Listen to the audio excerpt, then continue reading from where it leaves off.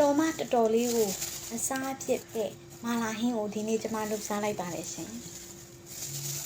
ကဲကိုယ်တိုင်လုပ်တဲ့အိမ်မှာhomemade မာလာအနှစ်ကလေးနဲ့အသီးရွက်လေးစုံတဲ့အချိန်လေးပေါ့နော်အားလေးကိုကျမလုပ်စားလိုက်ပါတယ်အရန်ကိုစားကောင်းပါတယ်ရှင်လုပ်နည်းလေးကလွယ်ပါတယ်ကဲကျမရဲ့မာလာဟင်းရဲ့ဒီဇိုင်းကာလာဘာညာအနေထားကိုသာတစ်ချက်ကြည့်လိုက်ပါရှင်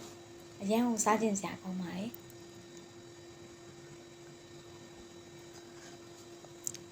ရတာလည်းအရန်ကိုရှိပါတယ်ရှင်ထမင်းလေးနဲ့စားထမင်းပူပူလေးနဲ့အရန်လိုက်ကဲမာလာအနှစ်ကိုကျမစီတက်မယ်တက်တုံဖြူကိုကျမအရင်ဆုံးစီနဲ့စီတက်လိုက်ပါတယ်ပြီးရင်ကျမကိုယ်တိုင်လုပ်ထားတဲ့ homemade မာလာအနှစ်ကိုထည့်ပါတယ်မာလာနှစ်အလုံးလေးလေးကတော့မရိုက်ကြတော့ပါဘူးရှင်လုပ်ခဲ့တာလည်းကြာပါပြီကဲပြီးလို့ရှိရင်ညီတဲ့အလှော်မုတ်ထောင်းထားတာလေးကိုကျမထည့်ပေးလိုက်ပါတယ်ပြီးရင်ငရုတ်သီးကျမတို့ကပေါ့နော်ဒီကျမတို့အစိမ်းလူအမှုတ်လေးရတယ်ငရုတ်သီးလှော်ထားတာလည်းရတယ်ကျမကတော့လှော်မုတ်ကလေးထည့်ပေးလိုက်ကဲဒါမာလာဟင်းထဲမှာထည့်မဲ့အသားတွေအသားလုံးတွေပါအရွက်တွေပါအသီးရွက်ကတော့အစုံပါပဲအရင်ဆုံးကျမတို့ကကြာဆွဲလေးကိုအခုံခွာပြီးတော့ကျမတို့ကကြာဆွဲကို1မိနစ်2မိနစ်ပဲပြုတ်ပါကြာဆွဲကိုပြုတ်တဲ့အခါမှာကျမတို့ကပြုတ်ပြီးလို့ရှိရင်ရေအေးတယ်လုံးဝမစိမ့်ပါနဲ့ဒီတိုင်းလေးပဲထားလိုက်မှာအဲ့ဒါမှတော့ထုထုနဲ့ပူစားကောင်းတယ်ပြီး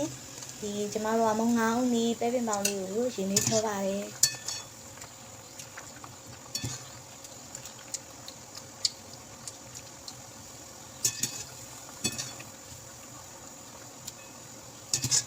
ဒီနေ့ပြောထားတဲ့အသီးရွက်တွေလုံးဝရေမစိမ့်ပါနဲ့เนาะဒီတိုင်းလေးပဲထားပါပြီး broccoli လို့ခေါ်တဲ့ pan coffee ဆေးကိုထည့်ပါတယ်မုန်လေးလည်းထည့်ပါတယ်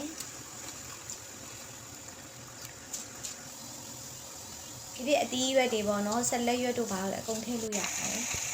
ကဲပြီးလို့ရှင်ကျမကခုနဒီပေါ့เนาะဘေကွန်တို့ fish ball တို့ fish cake တို့အကုန်ထည့်ပြီးတော့တစ်ခါပြုတ်လိုက်ပါတယ်ကဲဒါကတော့ကျမကတပွဲစာလေးအရင်ပြင်ပါပါ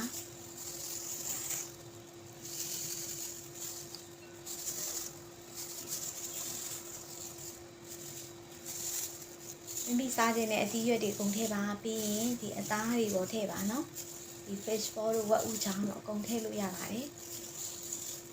ဘေကွန်လေးလည်းထည့်သုံးပါတယ်ဘေကွန်လေးကလည်းပိုစားကောင်းပါတယ်ပြီးရင်ခုနကျမတို့ကစီတက်ထားတဲ့မာလာအနှစ်ထည့်တယ်